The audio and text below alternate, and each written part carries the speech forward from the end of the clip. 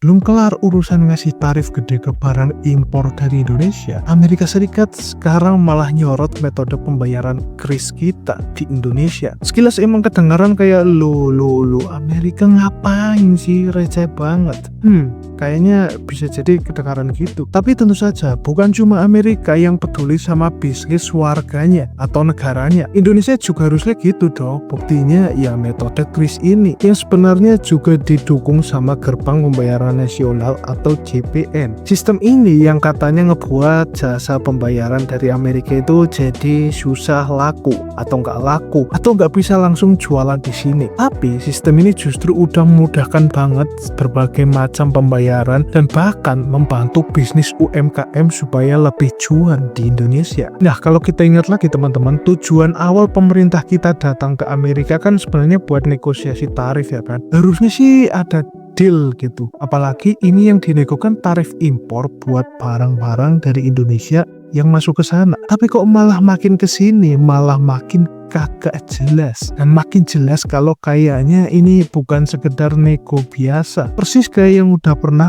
gua bilang di video-video gua sebelumnya yang ngebahas soal tarif. Amerika itu teman-teman kalau diajak negosiasi, kalau diajak rembukan, itu udah pasti ya kalau kata gua kemarin mintanya tuh yang aneh-aneh. Dan sekarang terbukti kan, mereka malah menyorot sistem pembayaran kris dan GPN di belakangnya karena dianggap menghambat jasa-jasa pembayaran dari Amerika itu buat ikut numpang lapak atau ikut jualan di pasar negara kita. Apakah nggak boleh? Ya tentu saja boleh teman-teman, tapi kan ada aturan mainnya bos. Jadi di video kali ini gua bakal mencoba buat ngebahas seberapa bahaya sih kris ini buat kepentingan bisnis Amerika dan gimana sebaiknya kita menyikapi hal ini.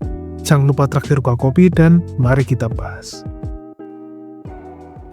Oke, jadi sebenarnya apa sih masalahnya? Kok Amerika Serikat sampai segitunya nyorot kebijakan GPN dan kris di Indonesia ini? Padahal ini kan sistem buat dalam negeri ya. Tapi kenapa mereka setakut itu? Nah, ini permasalahannya dari sudut pandang kedua negara. Indonesia punya tujuan jelas. Indonesia sama kayak negara-negara berkembang lainnya yang lagi berusaha buat bangun kedaulatan ekonomi digitalnya sendiri. Nah, kebijakan GPN atau kris ini tujuannya jelas banget, mendorong penggunaan sistem pembayaran domestik, mengurangi ketergantungan kepada perusahaan asing yang termasuk Visa dan Mastercard yang dari Amerika itu. Terus memastikan data transaksi tetap berada di dalam negeri, bukan lari ke luar negeri. Jadi jelas banget ini langkah strategis kita buat mandiri secara digital. Kedua, Amerika merasa terhalangi. Di sisi lain, Amerika Serikat yang punya perusahaan teknologi dan keuangan global raksasa ngerasa kebijakan GPN dan kris ini jadi penghalang buat mereka. Mereka maunya akses pasar terbuka.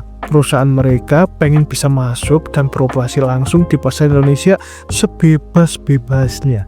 Benar-benar gak masuk akal ya teman-teman. Mereka juga pengen persaingan yang adil, tapi versi mereka ngerasa kebijakan kita semacam proteksionisme digital yang bikin perusahaan-perusahaan mereka susah bersaing dan berinovasi di sini. Intinya mereka kepengen perusahaan kayak Visa dan Mastercard itu nggak dibatasin aksesnya buat masuk ke pasar Indonesia. Jadi intinya ada benturan kepentingan nih di sini. Indonesia pengen mandiri dan melindungi data serta UMKM lewat sistem nasional, dalam hal ini GPN dan kris, sementara Amerika pengennya perusahaan pembayaran dari mereka gitu bisa leluasa bermain di pasar kita yang emang lagi berkembang dan tumbuh pesat-pesatnya ini. Nah, terus gimana kalau kita nurutin maunya Amerika? Apa iya sih GPN dan kris ini jadi barang buat ditukar biar urusan lain sama Amerika itu bisa lancar? Ini yang menarik teman-teman. Yang pertama, risiko kalau kita mundur. Kalau kita malah ngikutin tekanan dan gak pertahanin GPN atau kris, itu bisa jadi langkah mundur atau jalan mundur. Kenapa? Sistem nasional bisa terpinggirkan teman-teman. Sistem GPN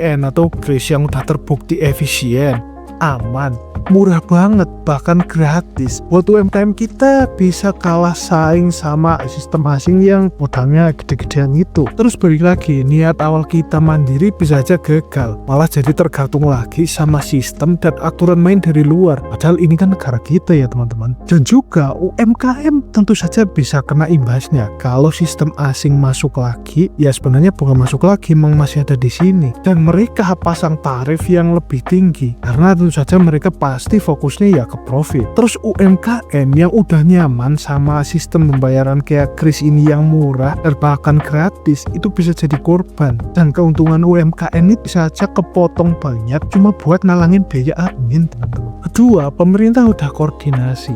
Menko Perekonomian Pak Erlangga Hartarto udah negasin bahwa pemerintah sudah koordinasi sama Bank Indonesia dan OJK. Ini terkait masukan atau permintaan dari pihak Amerika ya teman-teman soal isu payment atau pembayaran ini. Kata Pak Menko, ini lagi dalam pembahasan. Analis Yusuf Rendy juga menyebutkan kalau Amerika memang sering pakai isu-isu kayak gini sebagai bagian dari taktik negosiasi yang lebih luas. Dan negara berkembang lainnya kayak India atau Vietnam juga kena hal yang sama, kena tekanan serupa teman-teman. Jadi meskipun ada koordinasi, pertanyaannya tetap sejauh mana Indonesia bakal mempertahankan GBN atau kris ini. Apakah kita bisa negosiasi tanpa mengorbankan sistem pembayaran nasional kita yang strategis ini, terutama demi kepentingan UMKM atau kedaulatan data kita? Karena kayaknya isu kris ini memang jadi salah satu poin penting dalam negosiasi yang lebih besar antara Indonesia dan Amerika, yang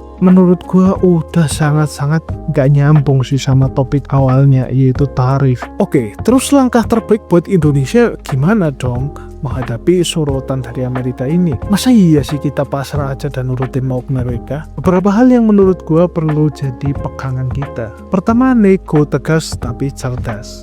Dialog sama Amerika itu ya perlu nggak perlu sih. Diplomasi itu penting, tapi pemerintah kita juga harus datang dengan kepala tegak, tegas, dan membawa data yang kuat. Jelasin lagi kenapa kita bikin kris dan GBN, yaitu buat efisiensi transaksi nasional, buat inklusi keuangan, biar makin banyak orang yang bisa pakai layanan bank atau bank digital.